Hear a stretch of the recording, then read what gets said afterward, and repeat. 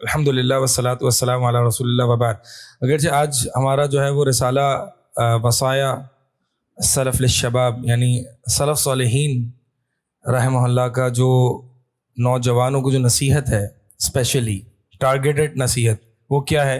یہ اصل میں شیخ عبدالرزاق البدر حفظہ اللہ ایک مدینہ کے بڑے عالم دین ہیں، شیخ محسن العباد البدر کے بیٹے ہیں۔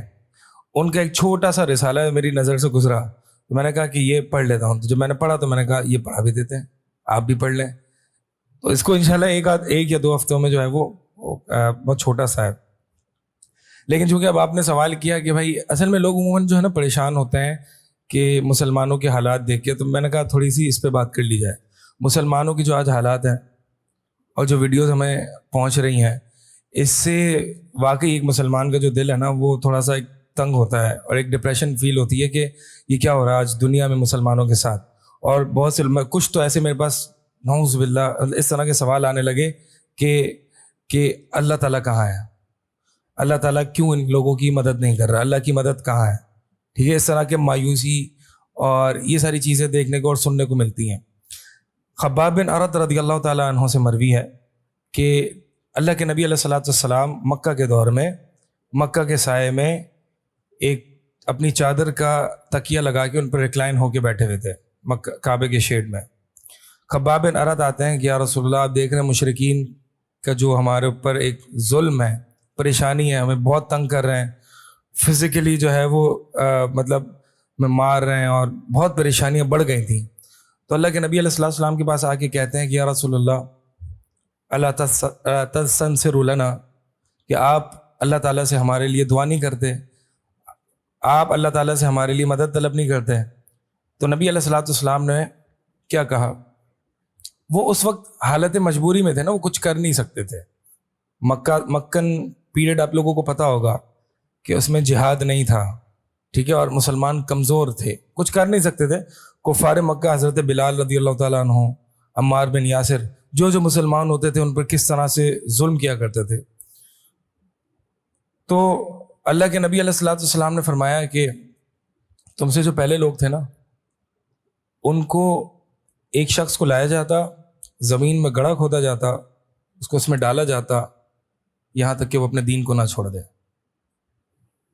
اور پھر آڑا لایا جاتا، سر کے بیچ میں رکھا جاتا، اس کو دو ٹکڑے کر دیے جاتے، اور لوگوں کے دین کی وجہ سے لوہے کے کنگھوں سے ان کی گوشت اور ان کی ہڈیوں کو جو ہے وہ نوچا جاتا تھا۔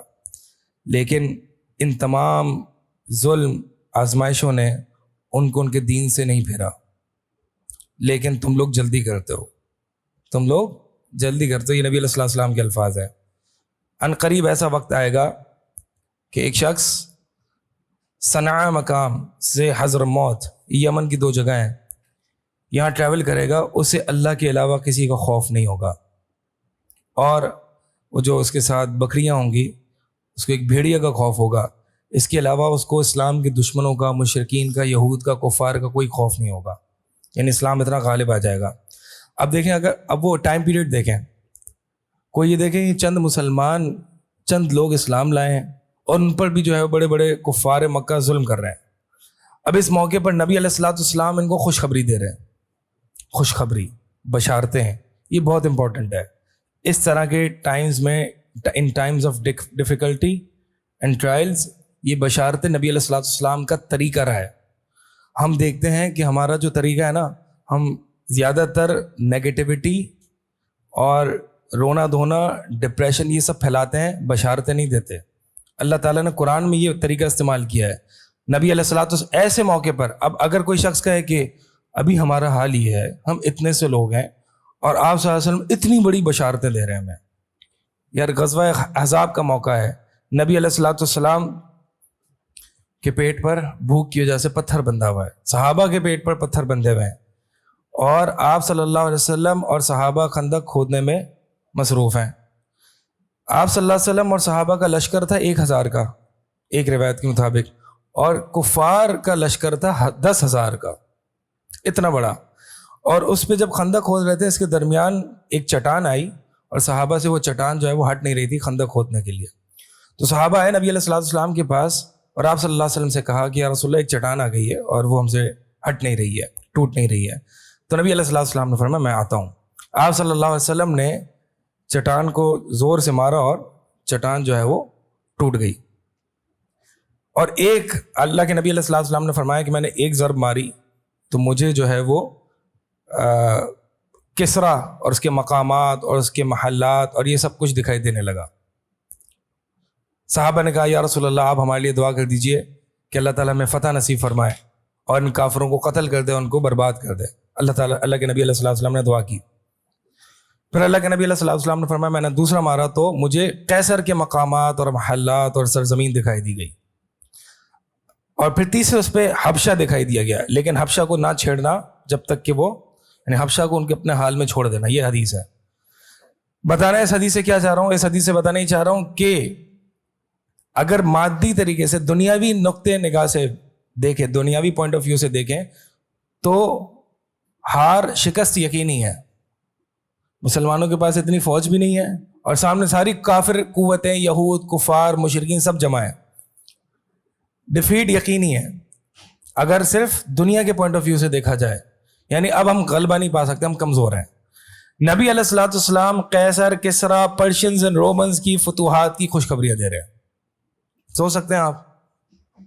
مطلب یہ تمہارے ساتھ آئے گا. والعاقبۃ للمتقین، کہ ان قریب جو متقین، نتیجہ جو ہے نا وہ متقین کے فیصلے میں ان کے حق میں نکلے گا، انجام متقین کا ہوگا.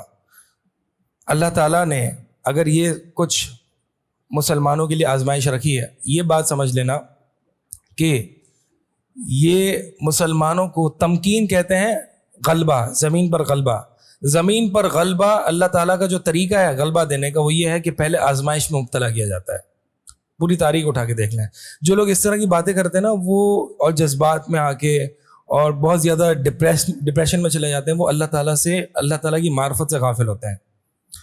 اگر اللہ تعالیٰ کو جانتا ہے ایک بندہ، اور کیسے جانے گا؟ قرآن پڑھ کے. اللہ تعالیٰ نے پریویس جنریشنز کے ساتھ کیا معاملہ کیا، کیسے ان کو فتوحات ملی، کیسے وہ غلبہ پائے. بنو اسرائیل ہے، نبی علیہ الصلوۃ والسلام کی امت ہے، صحابہ ہیں، ان سب کو کیسے ملا؟ پہلے جھنجھوڑا گیا، ان کو خوب جھنجھوڑا گیا، آزمائشیں آئیں، تکلیفیں آئیں، اور پھر ان کو زمین پر غلبہ ملا. تو زمین پر غلبہ ایسے نہیں ملتا، ایکسٹریم سچویشن آتی ہے، اور جب مصیبت اپنی ایکسٹریم پر آتی ہے تو وہیں پر الا ان نصر اللہ قریب، وہیں پر اللہ کی مدد وہیں ہوتی ہے. تو جب پریشانیاں اس امت پر جب ایک ہائٹ پہ آ جاتی ہے نا، تو یہ وہ پوائنٹ ہوتا ہے کہ جہاں پر بہت سے لوگ صبر لوز کر دیتے ہیں، اللہ سے مایوس ہو جاتے ہیں، اور یہی وہ پوائنٹ ہوتا ہے کہ جہاں پہ بس تھوڑا اور صبر کرنا ہوتا ہے، اللہ تعالیٰ کی مدد آتی ہے. قرآن میں آتا ہے نا کہ کیا تم سمجھتے ہو کہ تم جنت پہ چلے جاؤ گے؟ ابھی تک تو تمہیں وہ تکلیفیں، وہ پریشانیاں، وہ آزمائشیں آئی نہیں جو تم سے پہلے لوگوں پر آئی تھیں، اور وہ ہلا دیے گئے، وہ زلزلوا، وہ ہلا دیے گئے. یہاں تک کہ رسول اور ایمان والے یہ کہہ اٹھے کہ متی نصر اللہ، اللہ کی مدد کب آئے گی؟ الا ان نصر اللہ قریب، خبردار سن لو کہ اللہ کی مدد قریب ہے. تو اللہ تعالیٰ نے قرآن میں اپنی مدد کے وعدے کیے ہیں. وَكَانَ حَقًّا عَلَيْنَا نَصْرُ الْمُؤْمِنِينَ. اللہ تعالیٰ فرماتا ہے کہ یہ ہم پر حق ہے، ہم مومنین کی مدد ضرور کرتے ہیں. وَمَن نَصْرُ إِلَّا مِنْ عِنْدِ اللَّهِ الْعَزِيزِ الْحَكِيمِ. مدد نہیں ہے مگر اللہ کی طرف سے جو کہ عزیز ہے، حکیم ہے، سب پر غالب ہے اور خوب حکمت والا ہے. کب نصرت دینی ہے، کب مدد کرنی ہے، اللہ کو پتہ ہے. فَاصْبِرْ إِنَّ الْعَاقِبَةَ لِلْمُتَّقِينَ. بس ہمیں کیا کرنا ہے؟ ہم نے صبر کرنا ہے. اس طرح کے جملے کہنا اور اس طرح کے جذباتیات میں مبتلا ہونا کہ دعاؤں سے کیا ہوتا ہے، جی آگے چلیں، کچھ کریں، دعاؤں سے کچھ نہیں ہوتا. کئی ایسے مقامات ہیں جہاں پہ صرف دعا ہی کام آئی ہے. جو سورۃ البروج ہے، اس میں جو اصحاب اخدود کا جو واقعہ ہے، اس سے پہلے ایک بچے کا واقعہ بخاری اور مسلم میں ذکر ہے اسی کانٹیکس میں. اور وہ بچہ جو ہے وہ ایک جادوگر کے پاس جاتا تھا اور ایک عالم دین کے پاس جاتا تھا. جادوگر کے پاس جا کے جو ہے وہ کچھ نہ کچھ ان کی جادو کی باتیں سیکھتا تھا، اور ایک عالم دین کے پاس جاتا تھا، اسے دین کی باتیں سیکھتا تھا. تو ایک مقام پہ ایسا ہوا کہ دیکھا کہ ایک بڑے سے کریچر یا جانور نے روڈ بلاک کیا ہوا ہے. تو وہ پتھر اٹھایا اور کہا بچے نے کہ آج میں دیکھتا ہوں کہ جادوگر صحیح یا وہ عالم دین. پتھر اٹھایا اور اللہ کے نام سے اس پتھر کو پھینکا جانور کے اوپر, راستہ صاف ہو گیا. بہرحال پھر بادشاہ کو پتہ چلا اور کہ یہ ایک بچہ ہے اور یہ ساری چیزیں. تو بادشاہ نے کہا کہ تو اپنا دین چھوڑ یا پھر تجھے قتل کر دیا جائے گا. کہا نہیں, میں دین نہیں چھوڑ سکتا. تو اس کو بہت قتل کرنے کی کوشش کی گئی. اس کو پہاڑ کی چوٹی پہ لایا گیا, پہاڑ کی چوٹی پہ لایا گیا. بادشاہ نے کہا کہ وہاں پہاڑ کی چوٹی پہ لا کے اس سے پوچھنا کہ دین چھوڑتا ہے, اگر نہیں چھوڑتا تو اس کو وہیں سے گرا دینا. وہاں پہاڑ کی چوٹی پر اس نے صرف اللہ تعالیٰ سے دعا کی, اللہ تعالیٰ تو مجھے ان سب سے کافی ہو جا. اس دعا کی وجہ سے اللہ تعالیٰ نے سب کو ہلاک کر دیا. پھر بادشاہ نے کہا کہ اس کو کشتی میں لے جایا جائے. کشتی میں لے جایا گیا اور پوچھا گیا کہ ایمان لاتا ہے یا مطلب ایمان چھوڑتا ہے یا نہیں. کہا نہیں. تو اللہ تعالیٰ سے دعا کی کہ اللہ تو مجھے کافی ہو جا. کشتی لٹ گئی, سب ڈوب گئے اور یہ بچہ بچ گیا. اس بچے نے کہا بادشاہ کو اگر تو مجھے قتل کرنا چاہتا ہے تو پھر ایک ہی حل ہے, اور وہ یہ ہے کہ یہ سب کو جمع کر اور ایک تیر لے اور یہ کہے کہ میں اس بچے کے رب سے میں اس تیر کو پھینکتا ہوں. یہ کہے کہ اگر تو مجھے تیر مارے گا تو میں رخصت ہو جاؤں گا اس دنیا سے. تو بہرحال یہی وہ, اور سب ایمان لیا ہے. سب نے دیکھ لیا کہ بچے کا جو رب ہے نا یہ اصل حقیقی رب ہے. بات بتانا کیا چاہ رہا ہوں کہ نبی علیہ الصلوۃ والسلام نے, کیا مادی وسائل نہیں تھے اتنے, لیکن دعائیں تھیں. اور جو مکن پیریڈ میں نبی علیہ الصلوۃ والسلام کی دعائیں ہوتی تھیں, وہاں پہ کوئی ایکشن نہیں لیا جاتا تھا. تو بہرحال ہمارے جو کرنے کے کام ہوتے ہیں نا وہ یہی ہے, ہم زیادہ سے زیادہ یہی کر سکتے ہیں. ہمارے کام جو ہے وہ ہم کچھ اور آگے کر نہیں سکتے. تو دعاؤں کو ہلکا بالکل بھی نہ جانیں. دعا مومن کا ہتھیار ہے.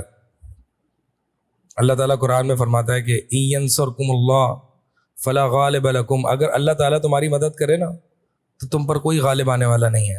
وَإِن يَخْذُلْكُمْ فَمَنْ ذَا الَّذِي يَنْصُرُكُمْ مِنْ بَعْدِهِ, اور اگر اللہ تعالیٰ تمہیں رسوا کر دے, ناکام کر دے, تو پھر کون ہے اللہ کے علاوہ تمہاری مدد کرنے پر, اللہ کے علاوہ. فَلْيَتَوَكَّلِ الْمُؤْمِنُونَ, بس مومنین کو چاہیے کہ وہ اللہ تعالیٰ پر توکل کریں, اللہ پر توکل کریں. اللہ تعالیٰ قرآن میں فرماتا ہے قاتلہم یعذبہم اللہ بأیدیکم, ان سے قتال کرو کفار سے, اللہ تعالیٰ تمہارے ہاتھوں کے ذریعے ان کو عذاب دیتا ہے. وینصرکم علیہم, اور اللہ تعالیٰ تمہاری مدد کرتا ہے ان کے خلاف. ویشفی صدور قوم مؤمنین, اور مومنین کے سینوں کو ٹھنڈا کرتا ہے. یقیناً ایک کافر مرتا ہے اور ان کو ڈیفیٹ ہوتی ہے تو سینہ ٹھنڈا ہوتا ہے یا نہیں ہوتا؟ سینہ ٹھنڈا ہونا ایک مومن کی نشانی ہے کافر کی موت پر, وہ جو ہم سے لڑ رہا ہے.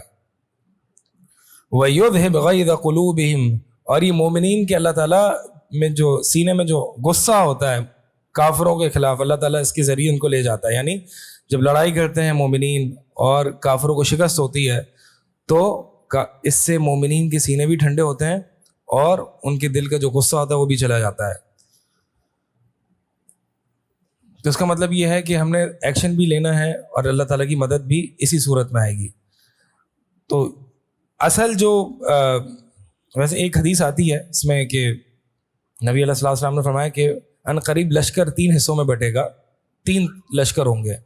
ایک جو ہے وہ یمن کی جانب ہوگا, ایک شام کی جانب ہوگا, اور ایک جو ہے وہ عراق کی جانب ہوگا. صحابہ نے پوچھا ہم کون سے لشکر میں شامل ہوں؟ فرمایا علیک بالشام, شام والے لشکر میں. تو ان اور بھی دیگر احادیث سے جو ہے نا, اور اسی طرح لا تزال طائفۃ من امتی ظاہرین علی الحق, کہ اس امت کا ایک گروہ جو ہے وہ ہمیشہ, دوسری روایت میں آتا ہے کہ قتال کرتا رہے گا اور تلوار کے ذریعے جو ہے وہ غالب ہوگا. ایک امت کا گروہ وہ دلیل کے اعتبار سے تو ہمیشہ غالب رہے گا اور وہ اہل سنہ والجماعہ ہے, اور جنگ کے اعتبار سے اور لڑائی کے اعتبار سے, قتال کے اعتبار سے وہ جہاد کرتا رہے گا یہاں تک کہ اللہ تعالیٰ کا حکم آئے گا. اور بعض روایت میں آتا ہے کہ ہم اہل الشام, وہ شام والے ہیں. تو ان اور بھی دیگر احادیث سے پتہ چلتا ہے کہ جو تبدیلی یا جو ایک تحریک اٹھے گی کفار کے خلاف, اور جس میں دین دوبارہ سے جو ہے وہ دین کی تجدید ہوگی, مسلمانوں کو بیدار کیا جائے گا, وہ شام سے اٹھے گی. وہ شام سے اٹھے گی. یعنی اٹھے گی کہاں سے؟ عربوں سے ہی اٹھے گی. بہت سے جو ہے نا کچھ تھوڑے سے اس طرح کے مائنڈ سیٹ والے ہوتے ہیں کہ وہ عربوں کو گالم گلوچ، عربوں کو برا بھلا کہتے ہیں، اور کہتے نہیں اصل تو تحریک ہند سے یا عراق سے، یا وہ کالے جھنڈوں والی جو حدیث آتی ہے. بہرحال وہ کالے جھنڈوں والی جو حدیث ہے نا وہ ضعیف ہے، وہ صحیح نہیں ہے. ٹھیک ہے، اس کی آپ سند وغیرہ دیکھ سکتے ہیں، وہ صحیح نہیں ہے. تو لہٰذا اجمیوں سے تو یا ہند سے یا عراق سے یا اجمیوں سے شاید نہ اٹھے، لیکن یہ جو دیگر احادیث کو پڑھ کے سمجھ میں آتا ہے وہ شام سے اٹھے گی. تو شام میں جو ہے وہ یعنی یہ تحریک اٹھے گی. بہرحال مقصد یہ ہے کہنے کا کہ انشاءاللہ یہ اللہ تعالیٰ کی نصرت، اللہ کی مدد یہ مومنین کے ساتھ ہے. وَلَا تَهِنُوا وَلَا تَحْزَنُوا وَأَنْتُمُ الْأَعْلَوْنَ إِن كُنتُم مُؤْمِنِينَ. کمزور نہ پڑنا، ہلکے نہ پڑنا، غم زدہ نہ ہونا، تم ہی غالب آؤ گے اگر تم مومن ہو. تو اصل بات یہ ہے کہ ایمان کو ہمیں ایمانی قوت کی ضرورت ہے. ہم جو ہے وہ اس طرح کی بات کر سکتے ہیں کہ بھائی حکمران کچھ نہیں کر رہے، ٹھیک ہے اوکے، اور کوئی کچھ نہیں بول رہا، ٹھیک ہے، لیکن بتایا تو صحیح ذرا حکمران کہاں سے آئے ہیں؟ حکمران ہم میں سے ہی آئے نا. حکمران پرابلم نہیں ہے، it is the result of a far greater problem. Note down these words. Corrupt rulers main problem نہیں ہے، they are the result of a far greater and a bigger problems. اور وہ کیا ہے؟ کیا ہے؟ سمجھ میں آ رہی میں کیا کہہ رہا ہوں؟ مطلب یہ کرپٹ رولرز جو ہیں یہ مسلط ہوتے ہیں انسان پر، یہ ہم پر مسلط نہیں ہوتے، یہ اللہ تعالیٰ لوگوں پر مسلط کرتا ہے. ٹھیک ہے، تو اللہ تعالیٰ نے اللہ کے نبی علیہ الصلوۃ والسلام کی حدیث ہے نا، اگر تم بیعینہ یعنی سودی ایک جو ہے وہ ہیلے والی بے ہے، اگر تم بیعینہ میں لگ جاؤ گے یعنی سودی معاملات میں لگے رہو گے اور تم کاشتکاری پر ہی اکتفا کر لو گے، یعنی اسی کو بس سب کچھ سمجھ لو گے، صبح شام بس دنیا کمانے میں لگ جاؤ گے اور تم جہاد چھوڑ دو گے، تو اللہ تعالیٰ تم پر مسلط رسوائی ذلت مسلط کر دے گا، یہاں تک کہ تم اپنے دین کی طرف واپس نہ لوٹو. تو لہٰذا سب سے پہلی جو چیز ہے وہ انسان کی یہ ہے. لوگ کیا پوچھتے ہیں کیا کریں ہم؟ سب سے پہلے تو اپنے آپ کو سدھار لیں. ہر بندہ اگر اپنے آپ کو سدھارے گا تو آپ دیکھیں پھر کیسے چینج آتا ہے. ٹھیک ہے، اصل میں ہم دوسروں کو سدھارنے میں اور سب سے زیادہ ہم حکمرانوں کو سدھارنے میں لگے ہیں. جہاں پہ حکمران کی غلطیاں ہیں تو وہاں پہ کہیں نہ کہیں سوسائٹی کی بھی غلطی ہے مجموعی اعتبار سے. کیا شرک یہاں نہیں ہے؟ کیا کفر یہاں پہ نہیں ہے؟ کیا مزارات یہاں پہ نہیں ہے؟ کیا غیر اللہ کی عبادات نہیں ہو رہی؟ کیا غیر اللہ کے نام پہ نظر و نیاز نہیں ہو رہی؟ کیا قبر پر چادر نہیں چڑھائی جاتی؟ کیا بزرگوں کے بارے میں غلو نہیں ہے؟ کیا بدعات نہیں ہے؟ کیا گناہ اور فحاشی یہ سب کچھ نہیں ہے؟ ان سب کچھ ہوتے ہوئے آپ کہیں کہ ایک صالح صحیح حکمران ہمارے اوپر آ جائیں، ایسا نہیں ہو سکتا. تو حکمران رزلٹ ہیں ہمارے اعمال کا. اصل پرابلم جہاں پہ بھی جو بھی پرابلمس کریٹ ہوتی ہیں وہ آپ جائیں گے دیکھیں گے وہ کیا ہے؟ ہمارے اعمال کی وجہ سے ہوتی ہیں. تو لہٰذا ہم اگر اپنی توحید کو صحیح کر لیں تو توحید سے دشمنوں کے دلوں میں وہ رعب آتا ہے جو کسی سے نہیں آتا. اللہ تعالیٰ نے قرآن میں فرمایا ہے کہ ہم یہودیوں کے دلوں میں رعب ڈالتے ہیں بما اشرکوا ما لم ينزل به سلطانا، کہ اللہ تعالیٰ نے یہودیوں کے دلوں میں مسلمانوں کا رعب ڈالا ہوا ہے کیونکہ وہ مشرک ہیں. شرک جو انسان کرتا ہے نا اس کے دلوں میں ہر چیز کا رعب ہوتا ہے، خوف زدہ انسان ہوتا ہے، وہ سب سے زیادہ ڈرا ہوا بزدل انسان ہوتا ہے. آج اگر ہمارے اندر دنیا کی محبت کی بیماری ہے، دیگر فحاشی ہیں، شرک ہے، قبر پرستی ہے، تو پھر یہ کہاں سے ہوگا؟ اصل جو کام ہے وہ سارے یہ کام کرنے کا ہے. لوگ کہتے ہیں جی کوئی ان کے خلاف بولتا کیوں نہیں ہے، کوئی کچھ کرتا کیوں نہیں ہے؟ تو نبی علیہ الصلوۃ والسلام آپ دیکھیں نا، نبی علیہ الصلوۃ والسلام کا جب صحابہ کو تکلیفیں دی جا رہی تھی، نبی علیہ الصلوۃ والسلام کیا کر رہے تھے اس وقت؟ توحید کی دعوت دے رہے تھے، لا الہ الا اللہ، اور صبرا یا آل یاسر، صبر کرو، صبر کرو، انجام تمہارے لیے ہوگا. صبر کرنا ہے، توحید پر جمے رہنا ہے. آپ دیکھیں پھر نصرت کیسے آتی ہے. ٹھیک ہے، تو جذبات میں تو یہ بات اچھی لگتی ہے کہ جی کہاں ہیں علماء، کیوں کچھ نہیں کر رہے، کہاں ہیں یہ لوگ, کیوں کچھ نہیں کر رہے؟ کر تو رہے ہیں. اصل میں آپ پرابلم کو الگ طریقے سے دیکھ رہے ہو, علماء پرابلم کو الگ طریقے سے دیکھتے ہیں. اصل بات یہاں پہ ہاں ایک ایمرجنسی سچویشن ہوتی ہے, وہاں پہ اویئرنیس کریٹ کی جاتی ہے, جو کہ ہم کر رہے ہیں. یہ ایمرجنسی سچویشن ہے, ارجنٹ سچویشن ہے, اس میں اویئرنیس کریٹ کی جاتی ہے, لوگوں کو بتایا جاتا ہے, یہ ہم کر رہے ہیں الحمدللہ. تو اصل چیز یہ ہے, نبی علیہ الصلوۃ والسلام کی ایک حدیث ہے, بشر هذه الامه بالثناء والنصر والتمکین فی الارض, کہ اس امت کو, نبی صلی اللہ علیہ وسلم کے الفاظ ہیں, اس امت کو رفعت, بلندی, غلبے کی بشارتیں دو. مسند احمد کی روایت ہے.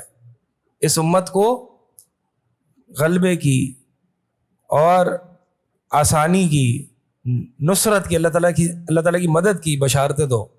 مطلب یہ ہے کہ یہ بشارتیں دینا اس ٹائم پیریڈ میں بہت ایک نبی علیہ الصلوۃ والسلام کا طریقہ ہے. اب سوال یہ ہے کہ اللہ تعالیٰ نے جب قرآن میں وعدہ کیا ہے نا کہ مدد آئے گی مومنین کو, مومنین کے لیے مدد آئی, اللہ تعالیٰ نے وعدہ کیا ہے.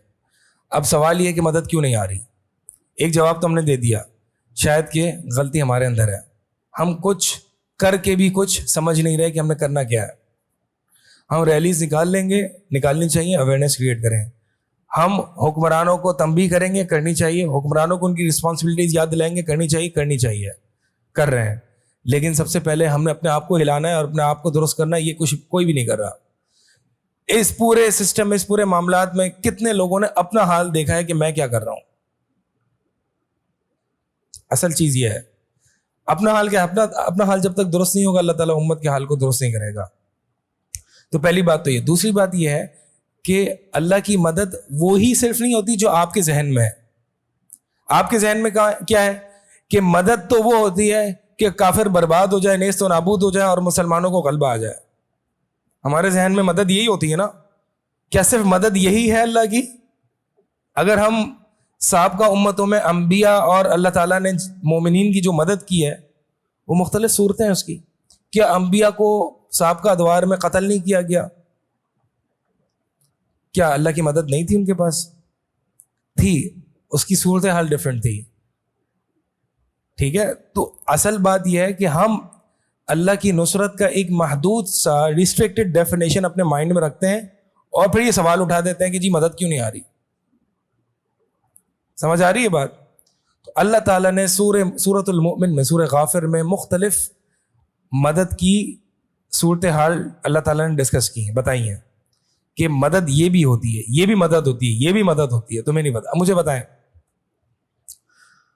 نبی علیہ الصلوۃ والسلام اور صحابہ جب عمرہ کرنے کے لیے گئے, حدیبیہ کے موقع پر ان کو روک دیا گیا, اگریمنٹس, معاہدات وغیرہ ہوئے. بظاہر وہ اگریمنٹ ایسا لگ رہا تھا کہ مسلمانوں کی ڈیفیٹ ہے, کہ اگر مثال کے طور پر مطلب تمہیں بھی عمرہ کرنے نہیں دیا جائے گا, اگلے سال آنا, وہ بھی ویپنس کے بغیر آنا, اور اسی طرح اگر ہمارا بندہ تمہارے پاس آ جائے تم لوٹا دینا, تمہارا بندہ ہمارے پاس آ جائے تو ہم لوٹائیں گے نہیں. اس طرح کی ایک طریقے سے بظاہر اپیرنٹلی کیا لگ رہا تھا کہ مسلمان نیچے ہیں اور کافر اوپر ہیں, یہ اگریمنٹ ون سائیڈڈ ہے.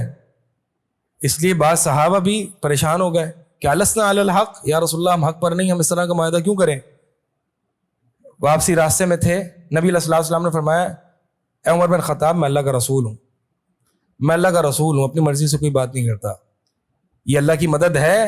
اور پھر راستے میں سورہ فتح نازل ہوئی, انا فتحنا لک فتحا مبینا, ہم نے آپ کو بڑی واضح فتح دی ہے. کوئی سوال کر سکتے یہ فتح کا ہے؟ تو فتح نہیں ہے, ہمیں تو نہیں لگ رہی. اب اگر فتح یا نصرت یا تمکین یا غلبے کا ایک محدود تصور ہوگا تو پھر آپ کو یہ فتح نہیں دیکھے گی. اللہ تعالیٰ کہہ رہا ہے یہ فتح ہے, یہ نصرت ہے تو ہے, سمجھ نہیں آ رہی تمہاری غلطی ہے, سمجھو. صحابہ نے ایسی سمجھا. صحیح. تو نصرت کیا ہوتی ہے, فتح کیا ہوتی ہے, غلبہ کیا ہوتا ہے, یہ ساری چیزیں مختلف صورتیں ہیں اس کی, ایک ہی صورت نہیں ہے جو ہمارے ذہنوں میں ہے. لہذا ایک صورت تو یہ ہے اللہ کی نصرت اور اللہ کی مدد کی کہ اللہ تعالیٰ کفار کو ڈسٹروائے کر دے, ان کو برباد کر دے اور ان کو غرق کر دے اور مسلمانوں کو اس سرزمین پر غلبہ دے. یہ مدد اور نصرت کی ایک صورتحال ہے. ٹھیک ہے، یہ مدد اس کی. اب سورہ غافر میں اگر ہم دیکھتے ہیں تو فوقاہ اللہ سیئات ما مکروا، کہ اللہ تعالیٰ نے جو ان کی پلاننگ تھیں، جو ان کے مکر اور فریب تھے کفار کے یا آل فرعون کے، اللہ تعالیٰ نے اس ایک شخص جو کہ مومن تھا اس کو بچا لیا. وحاق بآل فرعون سوء العذاب النار یعرضون علیہا غدوا وعشیا ویوم تقوم الساعۃ وادخلوا آل فرعون اشد العذاب. اب یہ فرعون کو اللہ تعالیٰ نے ڈبا دیا، غرق کر دیا، آل فرعون ختم ہو گئے، نیست و نابود ہو گئے. اور پھر جو فرعون کی سرزمین اور ان کی جو ویلتھ ہے اس کو بنو اسرائیل کو ان کا وارث بنا دیا. اب ہمارے ذہنوں میں یہی نصرت ہے اور یہی ہم ڈیمانڈ کر رہے ہوتے ہیں کہ ہمیں چاہیے تو ایسی نصرت چاہیے. انتم اعلم ام اللہ، کیا تم زیادہ جانتے ہو اللہ سے؟ اللہ کو پتا ہے تمہیں کون سی نصرت دینی ہے. اللہ نے وعدہ کیا نصرت آگے رہے گی. اللہ پر یقین ہونا چاہیے، توحید ہونی چاہیے، اخلاص ہونا چاہیے اور اللہ کی معرفت ہونا چاہیے کہ اللہ نصرت کیسے کرتا ہے، اللہ مدد کیسے کرتا ہے.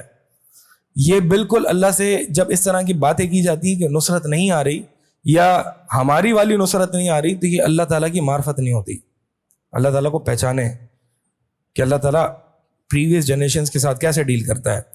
پھر اسی طرح جو ہے وہ حجت اور دلیل کے اعتبار سے بھی اللہ تعالیٰ مدد کرتا ہے، جیسے کہ ابراہیم علیہ السلام کو. اور اسی طرح جو سورہ غافر میں آیا تھا انا لننصر رسلنا والذین آمنوا فی الحیات الدنیا ویوم یقوم الاشہاد. تو بعض مفسرین نے یہاں بھی یہ کہا ہے کہ ہم، اللہ تعالیٰ نے فرمایا کہ ہم رسولوں کی مدد کرتے ہیں اور ان کے ساتھ جو اہل ایمان ان کی بھی مدد کرتے ہیں، اس دنیا کی زندگی میں بھی اور قیامت والے دن میں بھی. تو اس دنیا کی زندگی میں جو اللہ تعالیٰ کی مدد آتی ہے وہ اہل علم اس کی تفسیر میں لکھا ہے کہ حجت اور دلیل کے اعتبار سے یہ غالب رہتے ہیں. یعنی ان کی دلیل کبھی بھی کمزور نہیں کبھی بھی کمزور نہیں ہو سکتی، یہ اپنی دلیل کے اعتبار سے ہمیشہ غالب ہی رہتے ہیں. اس لیے مسلمانوں کو مٹانے کی کوشش کرتے ہیں کیونکہ ان کے پاس جواب نہیں ہوتا ہمارے دلائل کا، اور اس طرح کی لیبل لگانے کی کوشش کرتے ہیں کہ ٹیررسٹ ہیں، یہ ہیں، یہ وہ ہیں، کیونکہ ہماری دلائل کا ان کے پاس جواب نہیں ہے. تو لا تزال طائفۃ من امتی ظاہرین علی الحق، یہ جو ایک گروہ جو کہ حق پر ہمیشہ غالب رہے گا، کئی اہل علم نے اس کی جو توجیہ کی ہے، یعنی غالب رہے گا یعنی دلیل اور حجت کے اعتبار سے، اور فرمایا کہ ہم اہل الحدیث، یہ اہل الحدیث اہل السنہ والجماعہ. اور امام احمد ابن حنبل رحمہ اللہ فرماتے ہیں ان لم یکونوا اہل الحدیث فلا ادری من هم، اگر یہ اہل الحدیث نہیں ہے یعنی محدثین کے منہج اور طریقے پر نہیں ہے، یہ وہ لوگ نہیں ہیں تو میں نہیں جانتا کہ کون ہے. تو دلیل اور حجت کے اعتبار سے غلبہ، اگرچہ ظاہری حالت اتنی اچھی نہ ہو، یہ مصحف دیجیے گا مجھے، یہ مصحف دینا.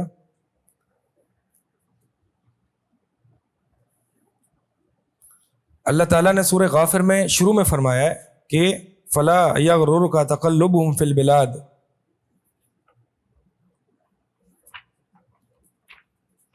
میں وہ کچھ آیتیں ہیں جو میں آپ کے سامنے سورہ غافر کی پڑھنا چاہ رہا ہوں. اس میں بہت یعنی اس میں مسلمانوں کا جو پوائنٹ آف ویو ہے نا نصرت کا، اس کو تھوڑا سا ٹیون کیا ہے.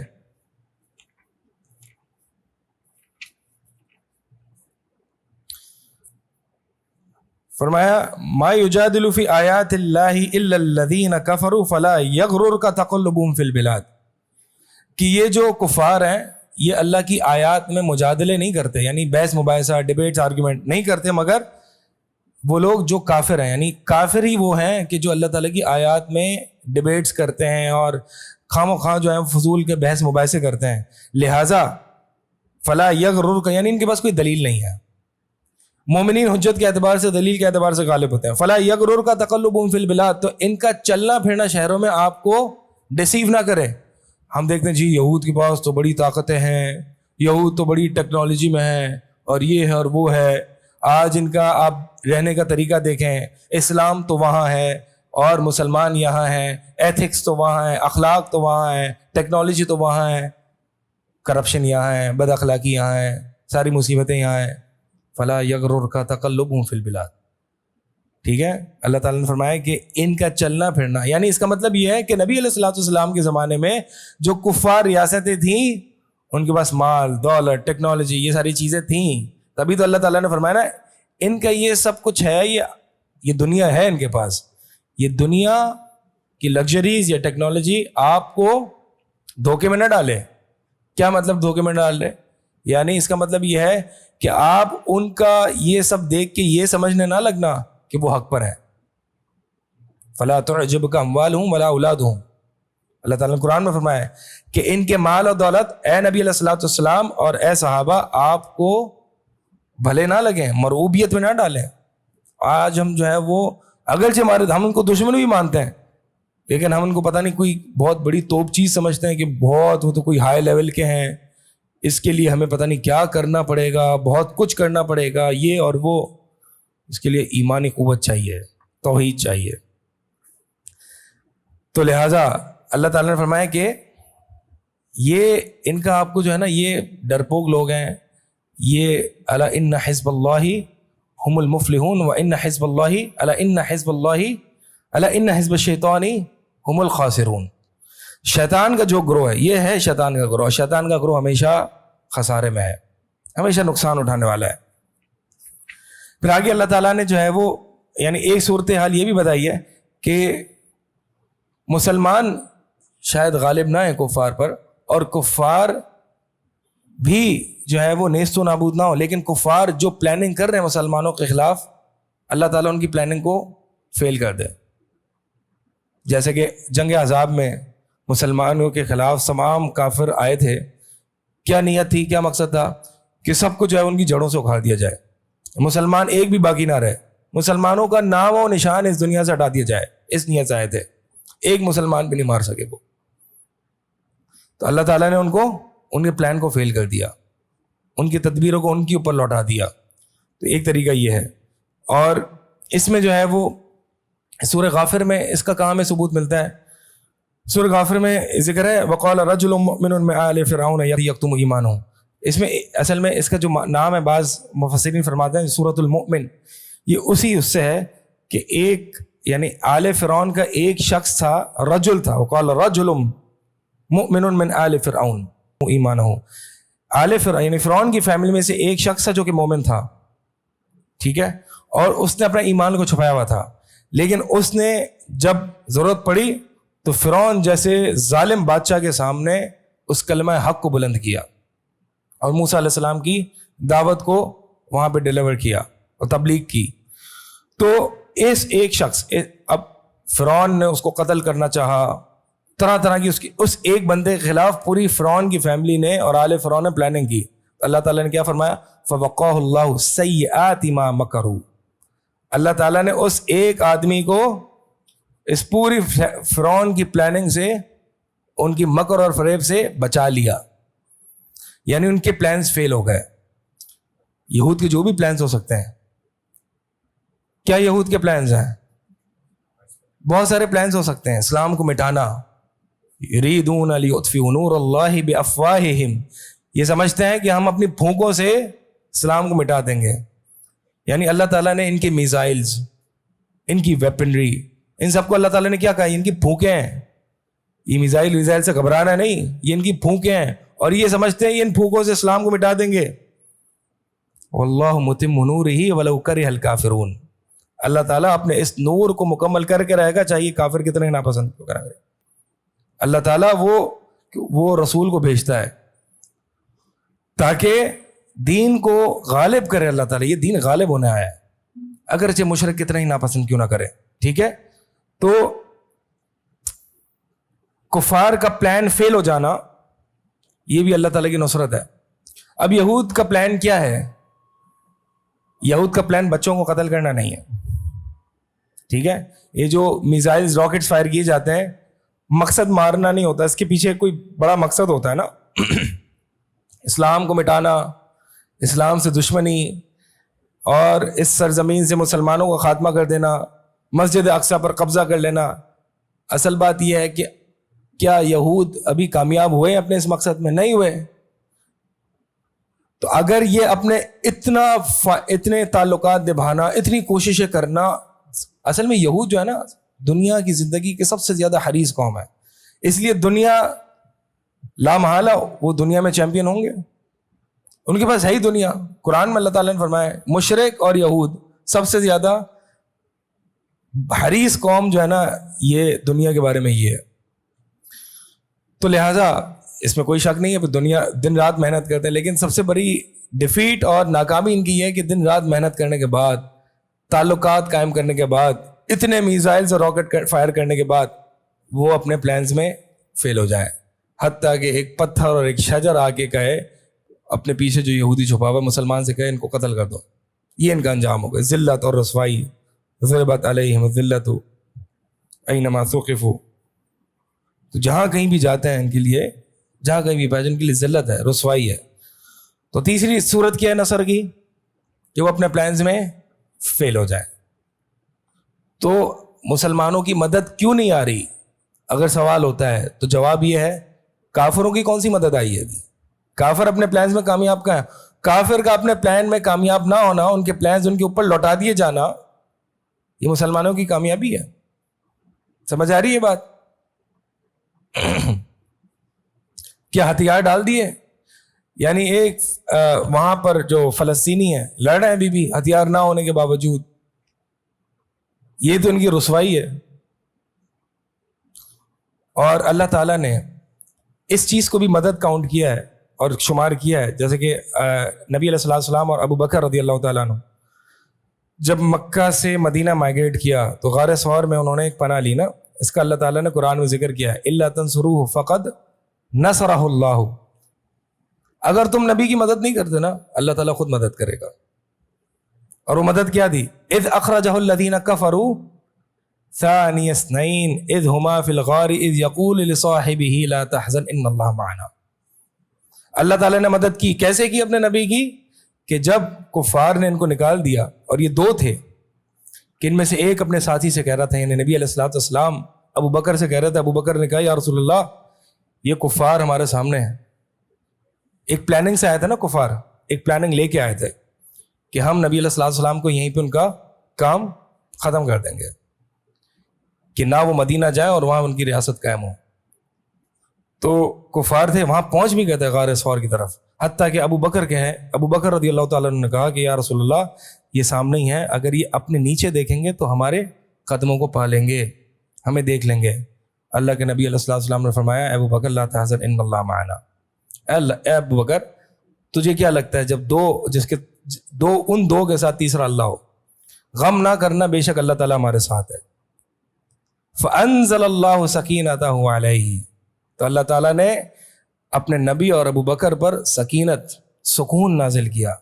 وَأَيَّدَهُ بِجُنُودٍ لَمْ تَرَوْهَا, اور ایسے لشکر سے اس کی مدد کی, ان دو کی ایسے لشکر سے مدد کی, لم تروها جس کو تم نہیں دیکھ رہے تھے.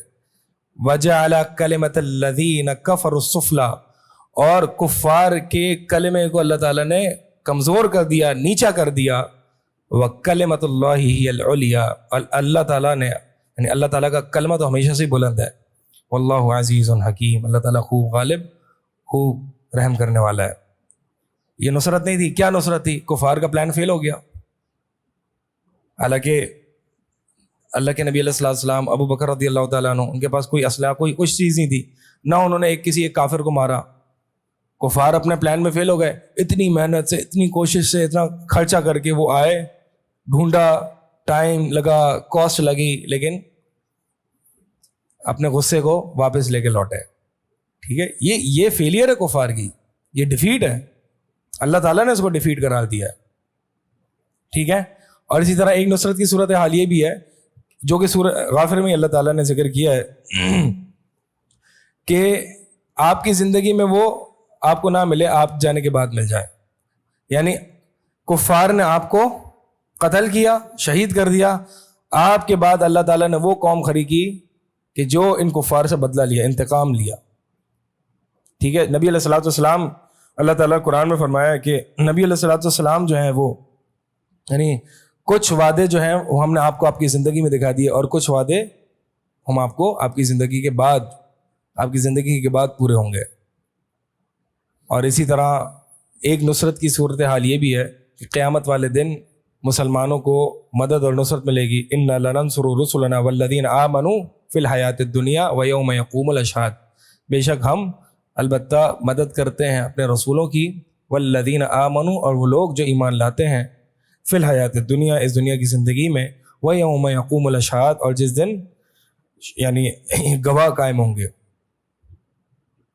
تو قیامت کے دن بھی یعنی اگر دنیا کی کوئی صورتحال ان مدد میں سے نہ ملے تو قیامت کے دن ان کو رسوا کیا جائے گا، کفار کو اور مسلمانوں کی مدد کی جائے گی.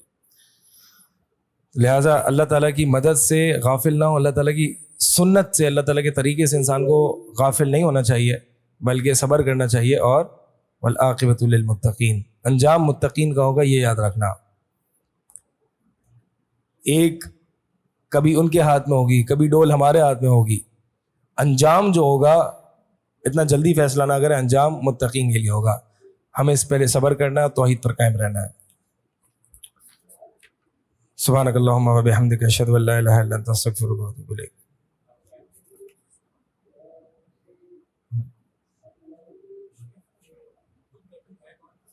ہاں، متقین کون ہے؟ متقین یعنی وہ کہ جن کے اندر تقوی ہے. تقوی کہتے ہیں وقایا سے ہے، یعنی وہ شخص کہ جس نے، وقایا کہتے ہیں شیلڈ بنا لینا اپنے اور اپنے جہنم کے عذاب کے لیے، یعنی اپنے آپ کو جہنم سے بچا لینا. تو متقین وہ ہے جو اللہ تعالیٰ کے احکامات کو بجا لاتا ہے، فرائض کو بجا لاتا ہے، اور جو اللہ تعالیٰ نے جن چیزوں سے روکا ہے اس سے رک جاتا ہے، یہ متقی ہے. اور پھر ظاہر سی بات ہے متقین ان کی درجات ہیں. ایک وہ شخص ہے یعنی کم از کم درجہ جو ہے وہ شرک سے اور گناہوں سے بچنا اور فرائض کو انجام دینا، کم از کم درجہ بیر منمم ہے متقین میں آنے کے لیے. اور پھر اس کے بعد جو ہے وہ درجات ہی درجات ہیں. پھر مجاہد ہیں، علماء ہیں، فقہاء ہیں، پھر درجات ہیں. اور امام المتقین جو ہے وہ نبی علیہ الصلوۃ والسلام ہے. مدد کی 3 صورتوں کے نام ریپیٹ کر دیے میں نے. 3 صورتیں بتائیں، 4-5 بتائیں میں نے. پہلی صورت یہ تھی کہ اللہ تعالیٰ جو ہے وہ کافروں کو ڈسٹرائے کر دے. یہ آل فرعون کو جیسے کہ اللہ تعالیٰ نے ڈسٹرائے کر دی. سورہ غافر میں ساری صورتیں موجود ہیں، آیتیں الگ الگ ہیں. ہاں، یعنی شروع اللہ تعالیٰ نے اس حال سے کیا کہ کفار کا چلنا پھرنا، ان کی ٹیکنالوجی جو ہے وہ تمہیں ڈیسیو نہ کریں. یہ مغلوب ہے، اللہ کی نصرت تمہارے ساتھ ہی ہے. ہاں، اللہ کی نصرت سمجھو کیا ہے. اور پھر یہ 5 اور 6 طرح کی نصرت گنوائی. تو پہلی صورت تو یہ کہ کافر کو ڈسٹرائے کر دیا جائے اور مسلمان جو ہے وہ غالب آ جائے. ٹھیک ہے، جو ہم جس کو عموماً نصرت سمجھتے ہیں اور اسی کو سمجھتے ہیں، لیکن اور بھی صورتیں ہیں.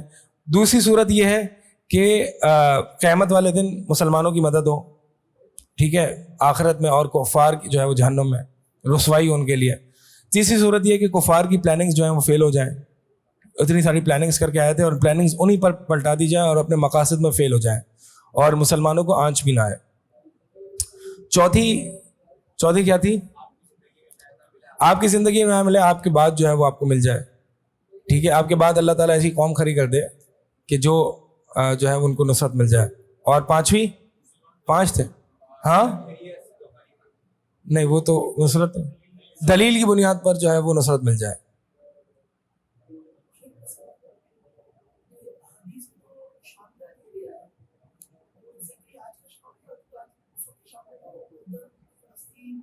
ہاں نہیں، جو قدیمی اس میں ہے نا، وہ شام مراد ہے. میرے علم میں نہیں ہے کہ اس کی پہلے کے دور میں شام کی باؤنڈریز کیا ہیں. میرے علم میں ہاں یہ تو شامل ہیں. ابھی فی الحال جو ہے وہ شام جس کو کہا جاتا ہے، ضروری نہیں وہ شام ہو. شام بہت وہ ہے.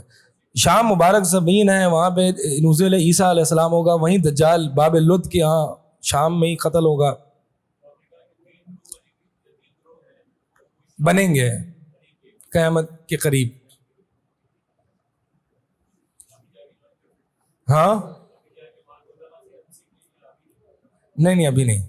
ابھی اصل میں بات یہ ہے کہ ابھی ایک مطلب جو اس طرح کی احادیث سے سمجھ میں آ رہا ہے کہ اس پہ جو ہے وہ سب سے پہلے تو علماء جوائن کریں گے. اور یہ آپ دیکھیں سفیان ثوری یا سفیان بن عیینہ رحمہ اللہ کا غالباً قول ہے کہ اگر مہدی تمہارے دروازے پہ بھی آ کے تم سے بیعت لینا اور لوگ بہت شور مچ جائے کہ مہدی آ گئے، بیعت نہ لینا جب تک کہ اہل علم کو نہ دیکھو کہ اس کی بیعت نہ لے رہے ہوں.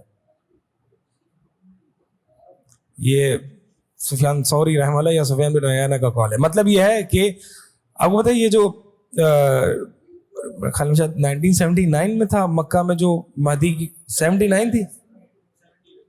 خیر جو بھی حال میں جو ریسنٹلی ہوا تھا اس پہ جو ہے وہ ہمارے ایک شیخ ہیں, وہ بتاتے ہیں کہ ہم اس وقت مدینہ یونیورسٹی میں پڑھ رہے تھے, اور جب وہ اس نے کال کی نا مہدی کی, یعنی مہدی ہوں, اور وہ ایک نیک متقی پرہیزگار شخص تھا, اور علم کی یعنی اولو العلم میں سطح اسٹوڈنٹ آف نالج تھا, جو بھی تھا یعنی علمی شخصیت تھی وہ. تو جب مطلب اس طرح کی سچویشن کریٹ ہوئی تو کافی جامعات سے طلباء ان کی طرف گئے, لیکن علماء رکے رہے. اور ہمارے شیخ کہتے ہیں, میرے ٹیچر جو وہ کہتے ہیں کہ ہم رکے رہے, اور ہم نے دیکھا کہ پہلے تھوڑا سا معاملہ اور واضح ہو جائے, اور بہت سے لوگ پھر اس چکر میں جو ہے مارے گئے. تو مطلب یہ ہے کہ جب نوازل اور فتن ہوتے ہیں نا, تو اس میں آپ جو مین سٹریم علماء جس طرف جا رہے ہوتے ہیں نا, اس طرف آپ دیکھیں, ان کو دیکھیں ذرا. جذبات میں آ کے جی میں کر دوں گا, میں نکل جاؤں گا, میں وہ کر لوں گا, یہ نہ کریں. بلکہ کیونکہ اصل میں یہ فتنوں کو جاننے والا, صحیح بخاری میں روایت ہے نا کہ جب فتنہ آتا ہے تو سب سے پہلے اس کو علماء پہچانتے ہیں, اور پھر جب جاتا ہے تو پھر ایک جاہل کو پتہ چلتا ہے کہ وہ فتنہ تھا جو ہمیں ہمارا کام تمام کر کے چلا گیا. تو جذبات اچھے ہوتے ہیں, میں وہی بتایا, جذبات کو دین کے تابع کرنا یہ بہت مشکل بات ہوتی ہے, لیکن اس کو کرنا چاہیے. اور عموماً جو آپ دیکھتے ہیں نا کہ جو علماء, بڑے علماء ہوتے ہیں, وہ ایک مسئلے کو اس کو دیکھتے ہیں دین کی روشنی میں, انہیں ایک تجربہ ہوتا ہے ان کا. بہت سے آپ کو جوان بھی شاید ایسے مل جائیں گے کہ جو ایموشنل ہوں گے, لیکن وہ حقائق کا صحیح طریقے سے فیصلہ نہ کر سکیں. تو اس لیے جو ہے وہ علماء کی سرپرستی میں, اور ان کو دیکھنا چاہیے کہ وہ کس طرف جا رہے ہیں, اور اسی بنیاد پر یہ کام کرنے چاہیے. کیونکہ جب فتنہ آتا ہے نا تو اچھے لوگ جو ہے وہ اس کی شکار ہو جاتے ہیں, وہ نہیں بچ پاتے.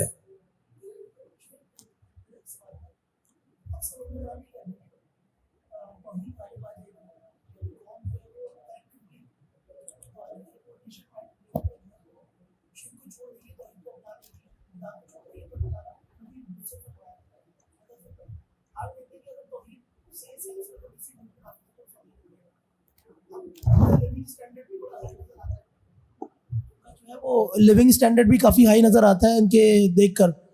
تو کیا ان کے ساتھ کوئی نصرت اس طرح کی تھی, یا اگر ہے تو کس سینس میں, اگر نہیں ہے تو کس سینس میں, اس کو کس طرح سے انٹرپریٹ کریں؟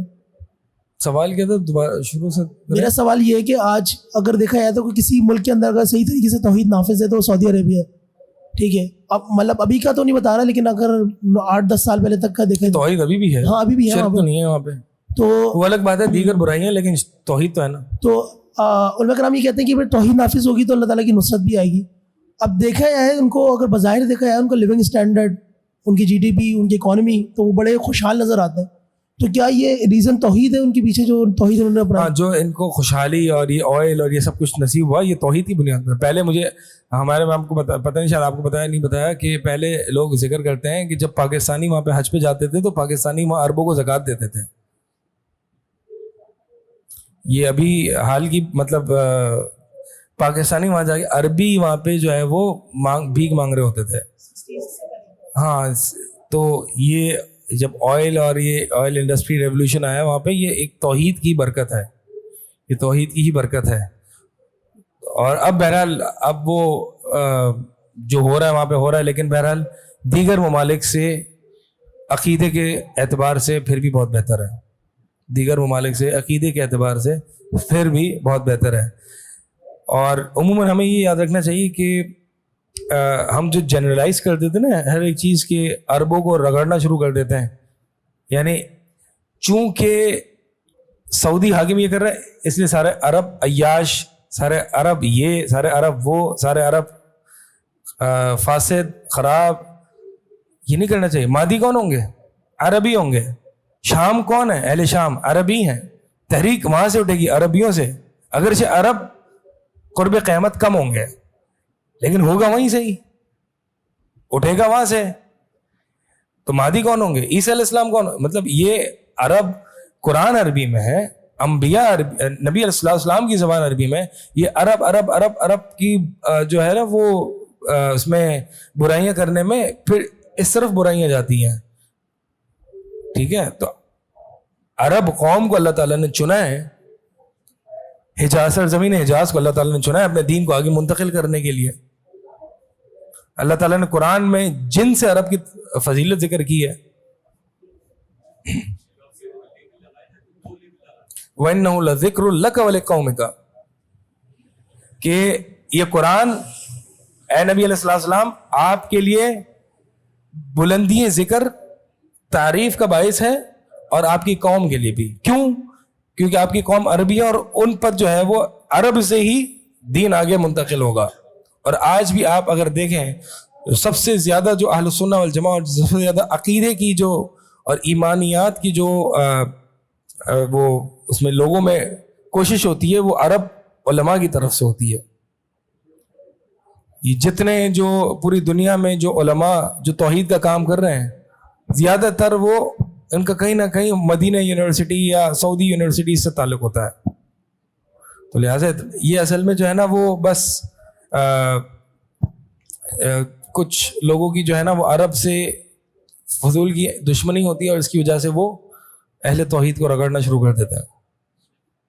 اور کیا کہتے ہیں جو منہاج نبوہ والی حدیث ہے نا, اب یہ جو ہم یوٹوپین ماڈل ذکر کر رہے ہیں, یوٹوپین ماڈل پتہ کیا ہوتا ہے کہ ان قریب امت مسلمہ ویل آف ہوگی, تمکین فی الارض ملے گی, خلافت قائم ہوگی, بیت المقدس ہمارے ہاتھ میں آئے گا, یہودیوں کو قتال کرے گی, دجال کو قتال کرے گی, مہدی آئیں گے, خلافت قائم ہوگی, عدل سے یہ دنیا بھر جائے گی اور یہ فرقے شرکے سب ختم ہو جائیں گے, توحید کا قائم ہو جائے گی. ٹھیک ہے, یہ یوٹوپین ماڈل ہے اسلام کا اور یہ صرف خواب نہیں ہے, یہ حدیثوں کی بنیاد پر ہے. تو جو نبی علیہ السلام کی جو حدیث ہے نا کہ منہاج نبوت کے مطابق جو ہے وہ خلافت پھر سے قائم ہوگی, اس کا مطلب یہ ہے بعض اہل علم نے اس کو مہدی قرار دیا لیکن بعض اہل علم نے مہدی سے پہلے قرار دیا ہے, یعنی خلافت نافذ قائم ہوگی. یہ بیداری آئے گی نا, یعنی خلافت یہ جو حال ہم جو جی رہے ہیں جو بھی ہمارا حال ہے, کیا خلافت ایسے آئے گی؟ اگر کوئی ایسا کوئی خلیفہ آ گیا نا تو خلیفہ کو مار دیں گے لوگ, کیونکہ ہم تیار ہی نہیں ہے ایسے خلیفہ کو ایکسیپٹ کرنے کے لیے جو ہم پر دین کے اعتبار سے رولنگز کرے. تو یعنی اس کا مطلب یہ ہے کہ اس امت مسلمہ میں اچھی صحیح طریقے کی بیداری ہوگی, توحید کی طرف رجوع ہوگا, لوگ توحید کی طرف آئیں گے اور پھر اللہ تعالیٰ خلافت اور تمکین فی الارض عطا فرمائے گا, جیسے کہ سورہ نور کی آیت استخلاف میں. سورہ نور کی آیت استخلاف کیا ہے؟